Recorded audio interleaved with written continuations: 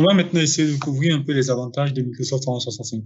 Donc, ensemble, vous avez parlé des limites de l'informatique traditionnelle, de l'ancienne manière de faire et de gérer son système d'information. Maintenant, on parlera des avantages de Microsoft 365. Et l'avantage principal, le premier que j'ai identifié ici, c'est la continuité et la familiarité de l'expérience utilisateur, dans le sens où un grand nombre d'entreprises sont déjà habituées à utiliser des outils et des services de Microsoft. Microsoft Word, Microsoft Excel, PowerPoint, qui sont aussi habitués à utiliser Outlook. Dans quelle mesure est-ce que on va vers la transformation digitale, mais sans pour autant avoir trop d'impact sur les usages des utilisateurs?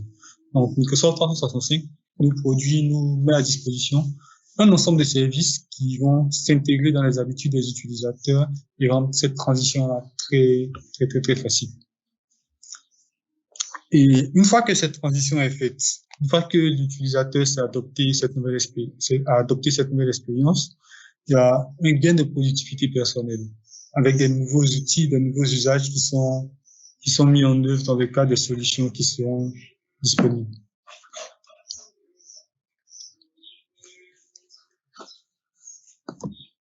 Avec les nouveaux usages qui seront rendus disponibles. Donc, en termes de productivité personnelle, quelle était ton expérience, Thierry? Alors, qu'est-ce que Microsoft 365 ou qu'est-ce que ces nouveaux outils-là ont changé dans ta manière de travailler par rapport à avant? Alors, au niveau de la productivité personnelle, je vais plus ou moins indexer un des services de Microsoft 365 à l'occurrence, la suite bureautique par exemple. D'accord. Alors, il est important pour nos utilisateurs de disposer d'outils qui vont leur permettre de bien travailler. C'est ça. Quand ils travaillent, il faut qu'ils puissent gagner en temps. Quand ils font des documents, qu'ils rédigent des documents, quand ils rédigent des rapports, etc. D'accord? Donc, on va compter même déjà au niveau de quelques applications de bureautique telles que Word ou encore PowerPoint, etc. L'ajout de nouvelles fonctionnalités. D'accord? Et ces fonctionnalités, je tiens à préciser que ces fonctionnalités-là, vous n'allez pas les trouver sur une suite Office 2019. Ça, c'est clair. D'accord? La fonctionnalité, en tout cas, pour moi, que je dirais la fonctionnalité phare et qui me plaît beaucoup, c'est déjà la fonctionnalité de coédition. D'accord? La fonctionnalité de coédition. Vous n'allez pas retrouver cette fonctionnalité avec la suite Office 2019, par exemple. Ouais. Et tout à l'heure, on parlait de l'informatique traditionnelle. Alors, dans le traditionnel, lorsque nous sommes sur un serveur de fichiers et qu'un utilisateur est connecté sur un des fichiers en question, on n'avait pas la possibilité d'éditer le fichier en même temps. D'accord? C'est dit que si, par exemple, Milo, toi, tu es connecté sur le fichier et que moi, je viens me connecter sur le fichier, moi, je vais apparaître comme sur ce fichier-là, pardon. C'est ça. D'accord?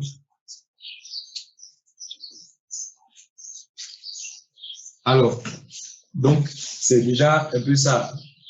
Vous avez la coédition comme fonctionnalité.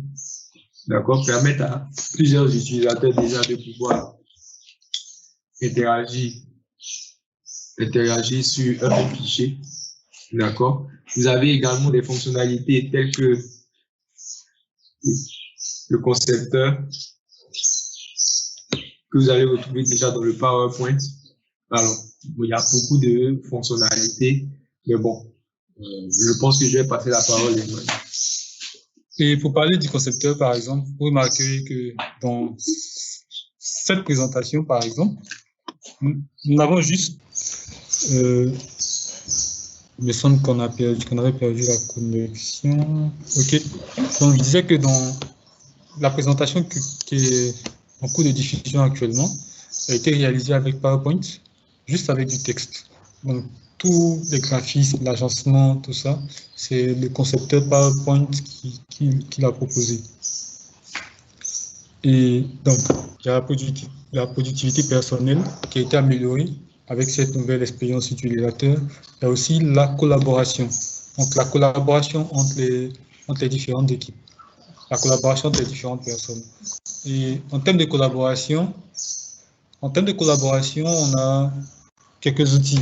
On avait hier Skype for Business. Aujourd'hui, c'est nouveaux outils. Microsoft Teams, SharePoint. Microsoft Teams, SharePoint, on a Yammer, on a quelques outils qui sont disponibles. Donc, Jerry, qu'est-ce que tu peux nous dire à ce sujet?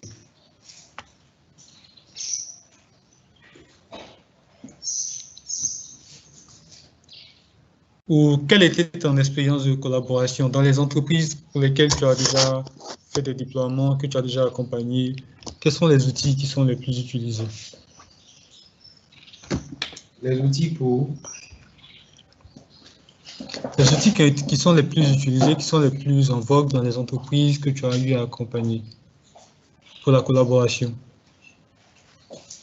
L'outil qui est le plus en vogue, c'est bien entendu le SharePoint. D'accord? Aujourd'hui, au travers du SharePoint, on a parlé de GED. D'accord? C'est ce qui permet de faire de la gestion électronique documentaire et qui va optimiser la collaboration au sein de l'entreprise au travers d'un portail Internet ou bien des sites intranet que l'IT pourra créer pour l'entreprise. Il y a déjà ça. Également, il y a ce nouvel outil qui est Teams, d'accord, qui à l'origine, bon, on en a dit tout à l'heure que c'est avant on parlait de Skype for Business, mais Teams a pris la place, d'accord.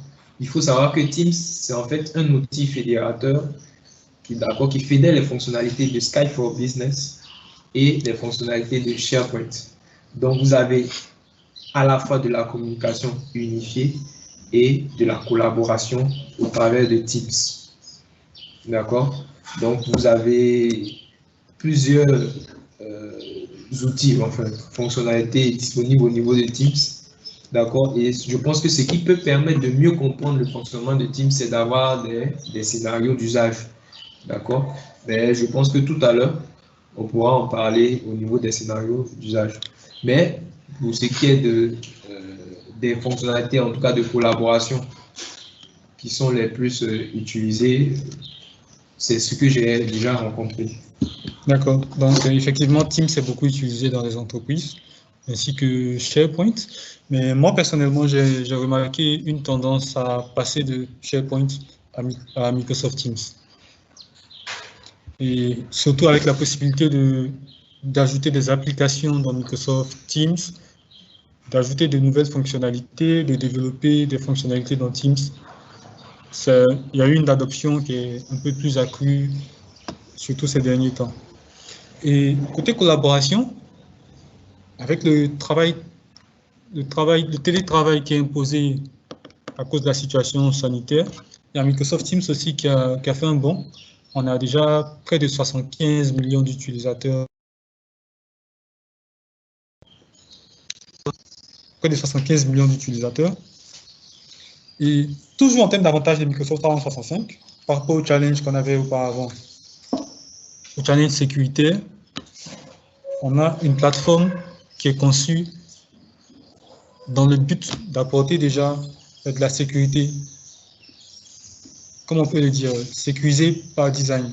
Donc c'est une architecture sécurisée, une architecture qui est conçue de façon sécurisée, de sorte que les services qui sont disponibles pour les utilisateurs finaux soient eux-mêmes sécurisés par essence. Et autre chose, toujours dans la ligne de mire du libre service, il y a un ensemble d'outils et de services, de fonctionnalités qui sont disponibles pour permettre à chacun de pouvoir calibrer, améliorer ou configurer les options de sécurité qu'on veut rendre disponibles pour nos utilisateurs finaux. Donc, par exemple, à la base, vous avez l'antivirus. Vous avez l'antivirus Microsoft Windows Defender qui est disponible dans Windows 10, que vous pouvez connecter, que vous pouvez intégrer à Microsoft Intune.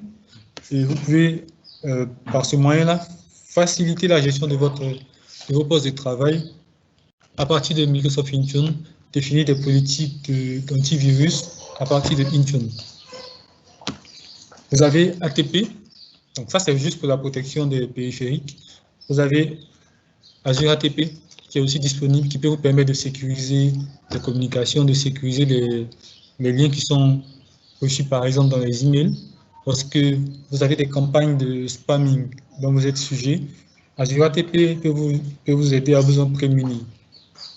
Et à côté de ça, vous avez aussi la possibilité, toujours dans Intune, de contrôler un peu d'autres aspects sécurité, comme la sécurité des données au repos, avec BitLocker, et ainsi de suite.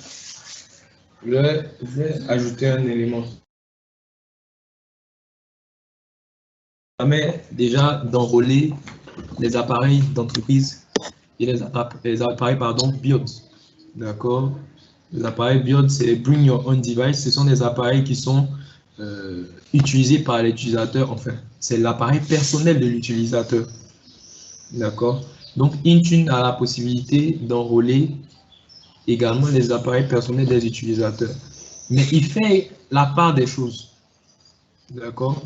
Il permet de dissocier les données d'entreprise et les données personnelles de l'utilisateur. D'accord? Donc, il y a la possibilité d'attribuer des stratégies de sécurité pour la protection des données d'entreprise qui sont contenues dans les appareils que les utilisateurs utilisent. D'accord? Donc, vous pouvez soit dire, je dis n'importe quoi, dans votre stratégie, empêcher la sauvegarde des données d'entreprise sur une carte mémoire, par exemple. D'accord? Ou encore empêcher l'enregistrement ou bien l'envoi de mails des données d'entreprise à partir de l'appareil personnel. Ça, ce sont des stratégies que vous pouvez faire à partir de Intune. D'accord? Donc, il y a possibilité d'enrôler tout type d'appareil, que ce soit iOS, Android ou Windows Phone. D'accord? Donc, vous pouvez enrôler ces appareils et définir également un certain nombre de stratégies de sécurité pour la protection des données. Donc, je pense que... OK. Et toujours en termes des avantages, on a vu un peu au niveau des challenges de l'informatique traditionnelle, les difficultés qui sont liées au fait qu'il y a beaucoup d'interventions manuelles. Donc, on a une facilité de gestion avec Microsoft 365, dans le sens où la gestion peut se faire en libre service depuis n'importe quel point du globe. Il suffit d'avoir un ordinateur, un téléphone portable, un périphérique qui peut se connecter à Internet, à partir duquel on peut accéder à Internet, on peut déjà gérer nos ressources. Et en termes d'outils de gestion, on a un portail, on a des applications mobiles, on a des API, on a des modules PowerShell, et on a vraiment un ensemble d'outils de suite qui sont mis en œuvre par Microsoft. Et à côté de ça, vous avez aussi des outils logiciels qui sont mis en œuvre par la communauté ou par des entreprises tierces. Et enfin, vous avez l'amélioration continue qui fait partie intégrante de Microsoft 365. Dans le sens où, si vous avez une nouvelle fonctionnalité aujourd'hui qui est incluse dans Windows 10 ou une nouvelle fonctionnalité qui est incluse dans Exchange Online, dans la messagerie, vous allez en bénéficier. Donc, vous n'avez pas à vous soucier de comment est-ce que les mises à jour vont se faire, est-ce que la plateforme que j'utilise sera à jour. Vous n'avez pas à vous en soucier. Il y a une politique d'amélioration de sécurité et par l'ajout même de fonctionnalités. Donc, maintenant, on va parler de quelques cas d'utilisation. On va faire une petite mise en situation et voir un peu dans quel cadre on peut utiliser Microsoft 365. Comment est-ce que Microsoft 365 s'intègre dans les usages actuels. Donc, le premier cas d'utilisation, c'est comment garder le contrôle à l'heure du build. On a beaucoup parlé de build au cours de cette session. Donc, c'est une tendance qui consiste à permettre aux employés de venir ou de se connecter aux ressources d'entreprise par le moyen de leur périphérique personnel. Périphérique personnel, c'est le téléphone portable, c'est la tablette, c'est l'ordinateur personnel, ainsi de suite. C'est peut-être même des devices comme les montres connectées, ça peut être aussi l'écran dans la voiture. Donc, on a un ensemble de périphériques qui ont maintenant la possibilité de se connecter aux données d'entreprise. Donc, comment est-ce qu'on peut garder le contrôle sur les données d'entreprise et sur ces périphériques-là? Donc, vous remarquez ou vous savez que si vous êtes dans une entreprise et que l'entreprise met à disposition de ses employés des ressources, elle met aussi sur ces ressources-là les politiques ou les stratégies de l'entreprise en termes de sécurité, en termes de contrôle, en termes de conformité. À partir du moment où on autorise quelqu'un à entrer dans notre entreprise et à utiliser nos données d'entreprise sur ses périphériques personnels, on doit aussi s'octroyer les mêmes niveaux de sécurité, les mêmes niveaux de conformité, les mêmes niveaux de contrôle, afin de pouvoir réagir en cas de besoin. Donc, les risques, il y a par exemple la perte de, les risques, il y a par exemple la perte de périphérique. Un périphérique peut être égaré. Il y a la perte de données. Les données peuvent être corrompues, les données peuvent être dérobées. Et donc, face à toutes ces situations-là, comment est-ce qu'on peut s'en prémunir avec Microsoft 365? Serge Milo, vous avez une idée? Déjà, quels sont les outils qu'on pourrait utiliser pour répondre à cette problématique? C'est plutôt une problématique de gestion de périphériques et de sécurité. La problématique de gestion des périphériques et de sécurité, les solutions qu'on pourrait utiliser au sein de Microsoft 365 sont surtout les solutions d'Enterprise Mobility Plus Security, les solutions EMS. Donc, parmi ces solutions EMS, on peut citer Microsoft Intune, qui est une solution de gestion des périphériques, de gestion des périphériques et de conformité de ceux-ci. Il y a aussi des solutions telles que Microsoft ATP. Il y a des solutions de disk encryption, notamment Microsoft BitLocker.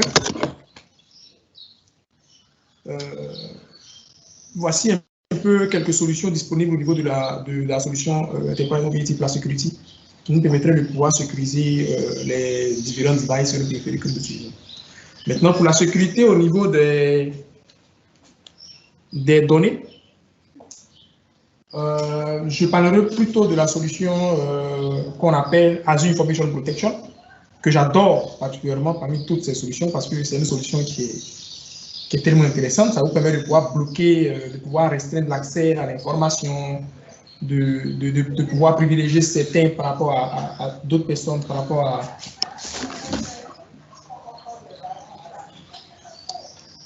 Ok, merci Emmanuel.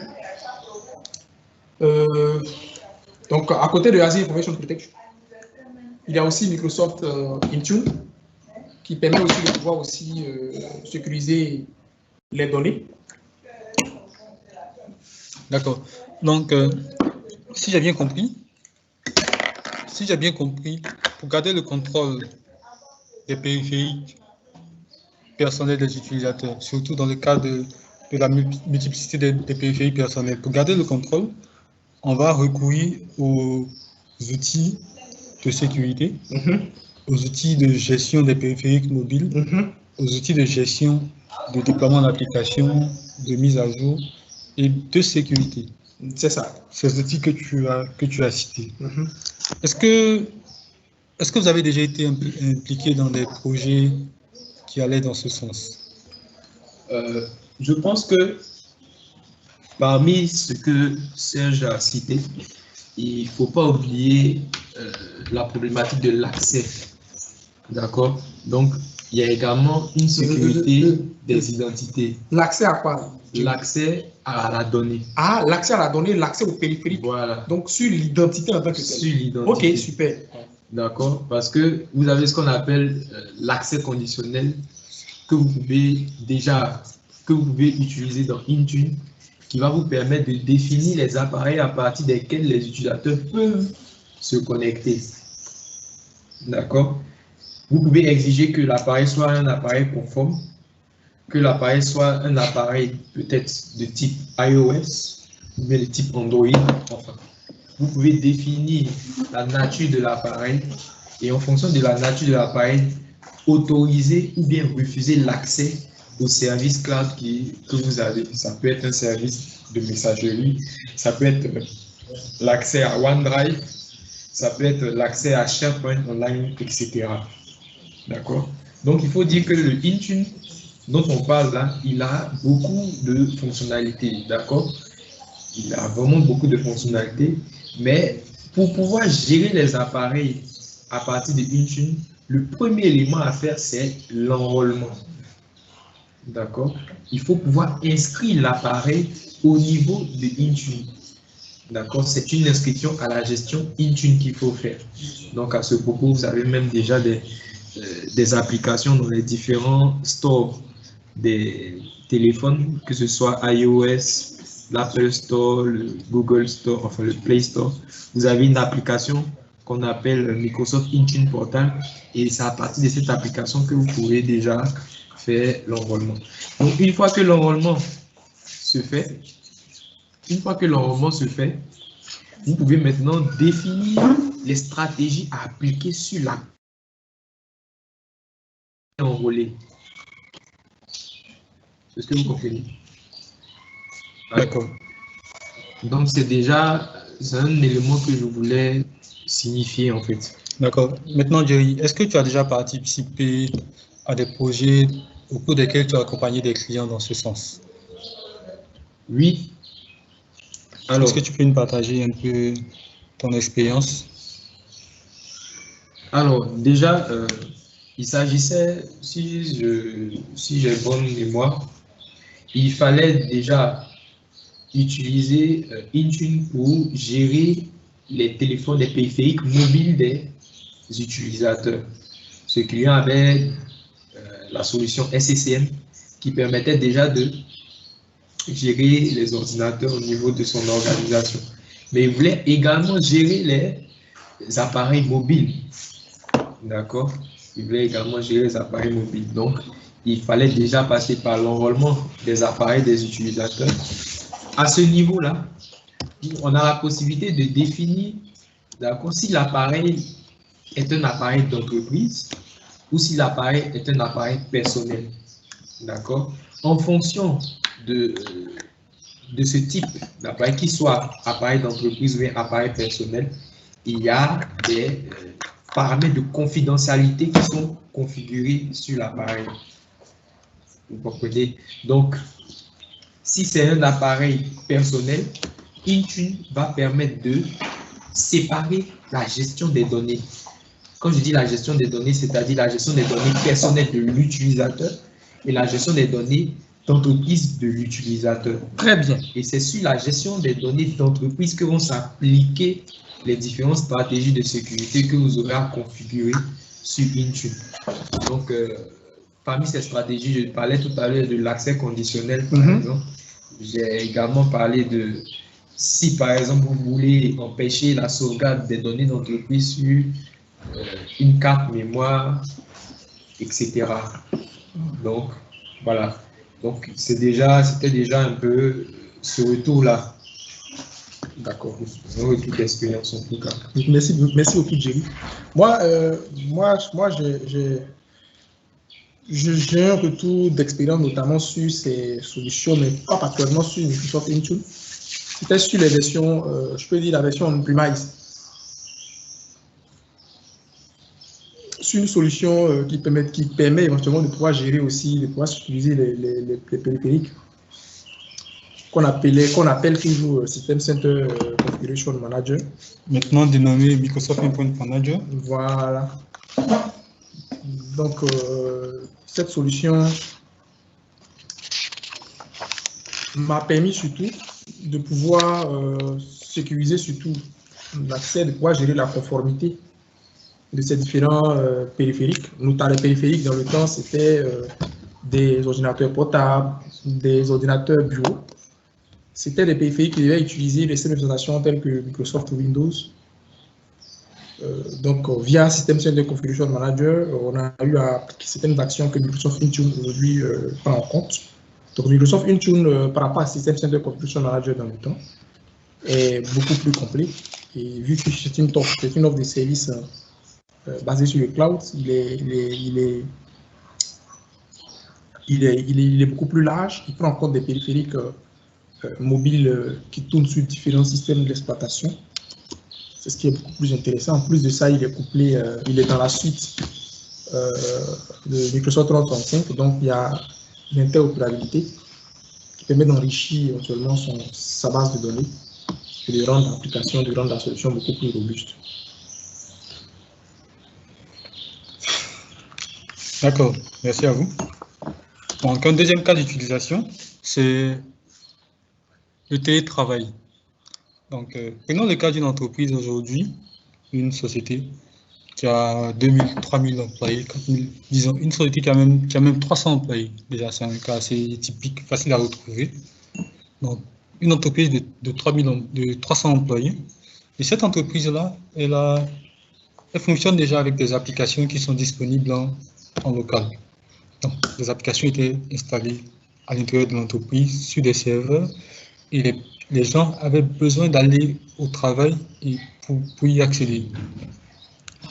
Donc, en quoi est-ce que Microsoft 365 peut faciliter ou peut simplifier la vie de ces personnes qui sont maintenant confinées et qui sont obligées de travailler de la maison? En quoi est-ce que ça peut faciliter? Bon, on va dire déjà, il y a le fait que ce soit Microsoft 365 soit fait pour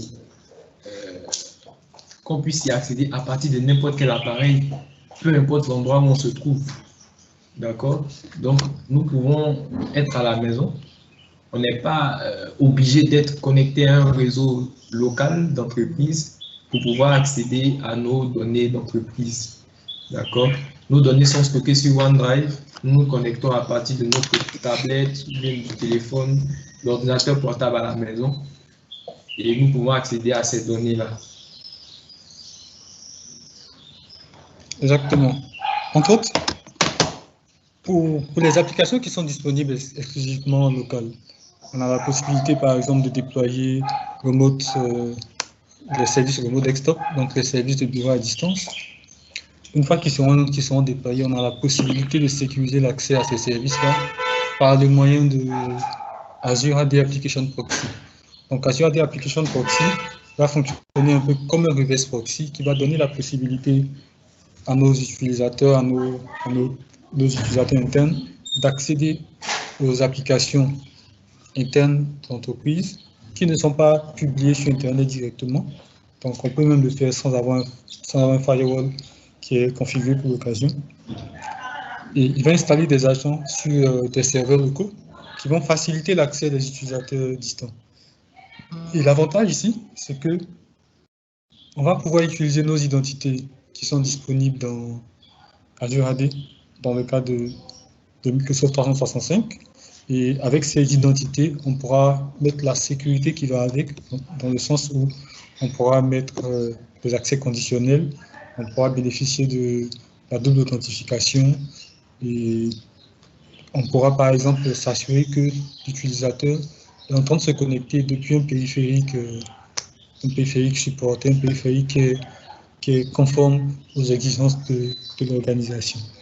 Maintenant, une autre manière de faciliter le télétravail, c'est qu'on avait aussi, lorsqu'on va au travail, de façon classique, on a des réunions, mais en dehors des réunions, il y a des interactions entre les différentes équipes, entre les différents départements, entre les différents services. Donc, comment est-ce qu'on peut dématérialiser ces interactions pour donner la possibilité aux employés de continuer à collaborer et de travailler ensemble, malgré le fait qu'ils soient tous à la maison? Donc ici, on peut avoir recours à Microsoft Teams, dans lequel on peut avoir des équipes, on peut créer des équipes, et ça dépend. Il n'y a pas une règle générale pour la création des équipes, ça peut être par thématique, ça peut être, des équipes peuvent être créées autour des départements, de l'organisation hiérarchique de l'entreprise, autour d'une thématique, autour d'un projet. Donc il y a vraiment beaucoup de manières de créer ou de faciliter la création, de faciliter le télétravail. Serge Milo. Donc, il y a Serge Milo qui va intervenir pour nous partager son expérience de télétravail.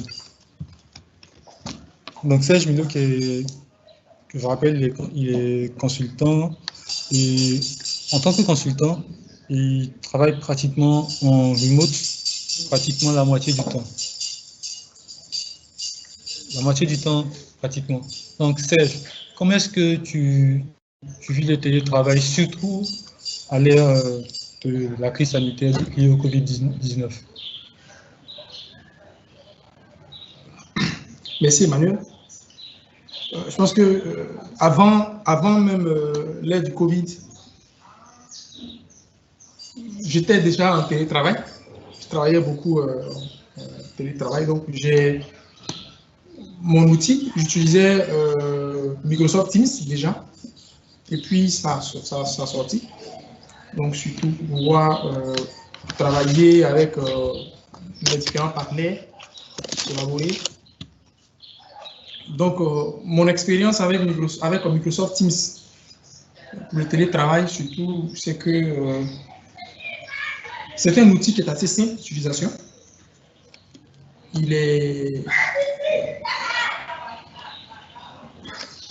C'est un superbe outil en griffe. Personnellement, je ne sais pas quoi dire de plus sur Microsoft Teams que vous me connaissez aujourd'hui. Parce que je pense qu'à l'ère du Covid, plus de 50% de la population, notamment ivoirienne et dans nos différentes régions, ont pu déjà expérimenter Microsoft Teams. C'est un outil que vous pouvez utiliser pour vous connecter de partout depuis la maison. Vous pouvez utiliser pour vous connecter depuis la maison. Vous pouvez utiliser aussi pour pouvoir partager le travail que vous êtes en train d'effectuer depuis la maison à un partenaire ou un collaborateur qui est géographiquement distant. Vous pouvez prendre la main sur son périphérique, contrôler éventuellement ce qu'il fait et bien d'autres choses. Donc, avec la particularité de Microsoft 365 qui est disponible, avec la particularité de Microsoft Teams qui est disponible dans Microsoft 365, comme je le disais, il y a l'interopérabilité avec les autres outils de collaboration, tels que SharePoint, Outlook, etc. Donc, cela permet de pouvoir être beaucoup plus productif. Donc, pour finir, Microsoft Teams me rend beaucoup productif. Je travaille depuis la maison comme si j'étais partout. Et avec tout le monde, à n'importe quel moment. Je vous invite, pour ceux qui n'ont pas encore découvert l'outil, à le découvrir, à le tester et à bénéficier surtout de son expérience.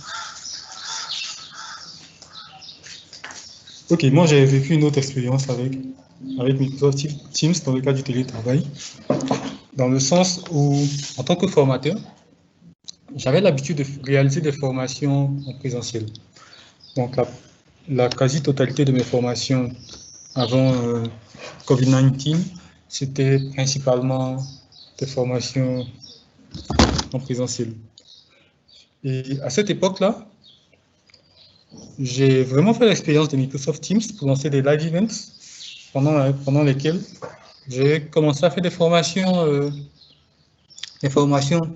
plus ou moins interactives en ligne. Donc ça m'a permis de passer d'une expérience de formation où on a une interaction physique à une expérience de formation en ligne. Donc c'est une activité qui existait déjà et j'ai l'opportunité, j'ai la possibilité de continuer cette activité-là sans interruption. Et c'est bien sûr avec Microsoft Teams que je l'ai fait. Donc mes activités n'ont pas été stoppées, même si j'ai plus d'interaction avec les utilisateurs ou les clients finaux. Donc c'est vraiment un cas d'utilisation. Et le dernier cas d'utilisation qu'on va aborder, c'est l'automatisation des processus d'entreprise. Et à ce sujet, il y a Serge, il y a Jerry qui avait parlé de gestion électronique des documents. On va prendre un cas simple. mettons dans la situation d'une entreprise comme un service de poste. Un service de courrier à la poste. Ils reçoivent du courrier. Ce courrier, ils doivent peut-être l'étiqueter, ils doivent le scanner, ils doivent pouvoir envoyer des messages aux destinataires finaux pour les avertir afin qu'ils viennent récupérer leur courrier à la poste. Ou pour ceux qui ont souscrit, ils vont faire une livraison à domicile ou en entreprise. Comment est-ce que Microsoft Teams pourrait faciliter ce genre d'activité? Donc, dans un premier temps, on aura la possibilité de créer des flux, des processus d'entreprise.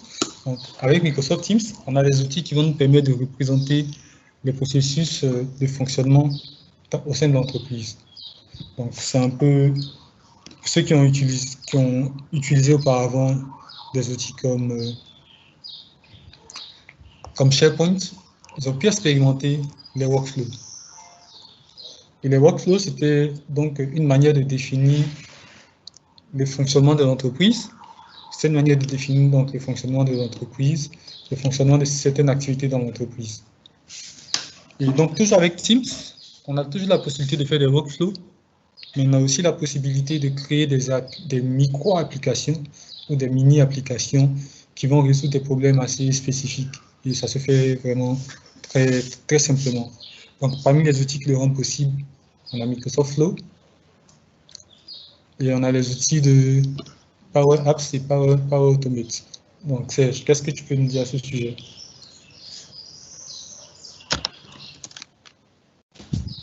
Je pense que Emmanuel, tu as tout dit. Hein. Tu as cité déjà les outils, les solutions qui permettent de pouvoir le faire. Dans le temps, on parlait plutôt de workflow avec Microsoft SharePoint. Aujourd'hui, il y a une palette de solutions qui permettent de pouvoir le faire sans problème. Donc, un cas d'utilisation, c'est surtout pour la création de solutions décisionnelles ou la mise à disposition du portail décisionnel ou l'orchestration de certains éléments pour pouvoir aider à la prise de décision. Donc, on a des solutions qui peuvent se greffer facilement à la suite Microsoft 365, des solutions telles que Microsoft Power BI. Donc, au lieu de citer Power BI, je vais plutôt parler de la plateforme en tant que telle qu'on appelle Microsoft Power Platform. Donc, au sein de Power Platform, vous avez la possibilité de pouvoir analyser des données qui sont déjà, les données dont on a parlé, qui sont manipulées au sein de Microsoft 365, etc. Vous pouvez analyser ces données-là grâce à Power BI, créer des cubes, tout ça grâce à Power BI. Et puis, vous avez la possibilité de pouvoir créer de l'orchestration, d'automatiser certaines tâches en finalisant votre solution décisionnelle grâce à Power Apps et puis à Power Automate. Vous orchestrez grâce à Power Automate. Et puis Power Apps vous permet de pouvoir créer une solution comme si vous étiez en train de développer une solution avec des interfaces qui vont permettre de pouvoir d'interagir plus facilement ces données et de rendre beaucoup plus vivantes ces données qui ont été analysées avec Power BI. Voilà pourquoi ces éléments-là mis ensemble, on parle de Power Platform, donc Power BI, Power Apps, Power Automate, éventuellement avec SharePoint, avec des différentes formulations de workflow qui existaient. Donc tout ça, ensemble, vous permet de pouvoir automatiser les processus, automatiser les tâches. Donc, dans nos prochaines sessions, surtout, nous allons couvrir éventuellement des webinaires, surtout sur Power BI, Power Apps et Power Automate. Pourquoi notamment la notion de Power Platform? Pourquoi rendre beaucoup plus dynamique la gestion des données? Pourquoi analyser beaucoup plus vite? Pourquoi interagir beaucoup plus aisément et beaucoup plus simplement avec ces données grâce à ces solutions? On comprendra mieux. Puis, vous verrez éventuellement comment il y a l'interopérabilité entre ces solutions-là avec Microsoft 365 dont nous sommes en train de parler aujourd'hui. Il y a un dernier élément que je voudrais ajouter, c'est les agents virtuels, Power Virtual Agents. Merci Emmanuel, je l'avais omis. Ici, la possibilité de créer comme des chatbots. Et surtout dans cette période, vous avez éventuellement des services clients qui sont indisponibles. Même rien que pour les entreprises de services, de n'importe quel type de service. Ça peut être du service informatique, ça peut être du service à la clientèle, du consulting, en stratégie, en commerce, et ainsi de suite. Vous avez la possibilité de créer des agents qui vont recueillir les besoins de vos clients. Et éventuellement, une fois ces besoins recueillis, vous pourrez derrière greffer Power Automate pour générer des emails ou pour organiser ces besoins-là, pour les inscrire dans un CRM. Par exemple, assigner des tâches à des commerciaux pour qu'ils puissent faire le suivi. Donc, bien que vous ne soyez pas disponible sur le terrain, vous pouvez quand même rester dans une situation où vous ne perdez pas des opportunités ou des marchés. Alors, juste pour comprendre quelque chose, tu as parlé de tâches, d'accord? Est-ce à dire qu'il y a une petite gestion de projet à l'intérieur? Est-ce que c'est possible de faire de la gestion de projet avec la gestion de projet? Qu'est-ce que tu entends par gestion de projet? Moi, c'est-à-dire une gestion, déjà une utilisation minimale, c'est-à-dire attribution de tâches, deadline, etc. Ok, ce qu'on dirait ici, c'est pas que on va avoir des outils qui vont faire la gestion de projet, mais on a des outils d'automatisation. Et dans le sens automatisation, supposons que on met en place un processus d'entreprise, et ce processus-là, il intervient dans le cadre d'un projet plus global. Et on crée des applications avec Power Apps qui vont permettre à des utilisateurs, à des clients de renseigner des données. Donc, on peut automatiser le traitement de ces données et on peut faire en sorte que peut-être on crée des dashboards avec Power BI et on fait du monitoring dessus, de sorte que lorsqu'on atteint certains seuils, on peut mettre à jour un plan de projet dans Planner, et si le plan de projet est lié à un projet dans MS Project, dans Project Online, on peut de façon globale mettre à jour l'évolution globale du projet et donner une vue d'ensemble aux équipes qui sont en charge des portefeuilles de projet. Donc, dans ce sens-là, c'est possible. Ce qu'il faut surtout comprendre, c'est que on n'a pas un outil qui est taillé pour un besoin en particulier, mais on a des outils qui peuvent s'adapter à presque n'importe quel besoin. Il faut juste que vous puissiez y penser.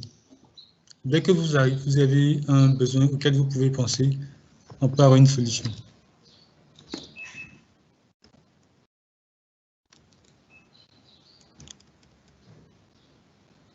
On a remarqué qu'on n'a pas de questions cette fois-ci.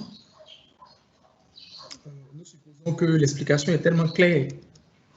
Ou peut-être aussi que la plateforme de questions-réponses n'est pas assez conviviale. Donc, je vais repasser encore une dernière fois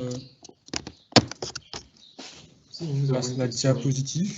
Ok, on a une question, merci. Jarasuba Mori. Donc, Jarasuba Mori a posé une question. Donc, je repasse la diapositive.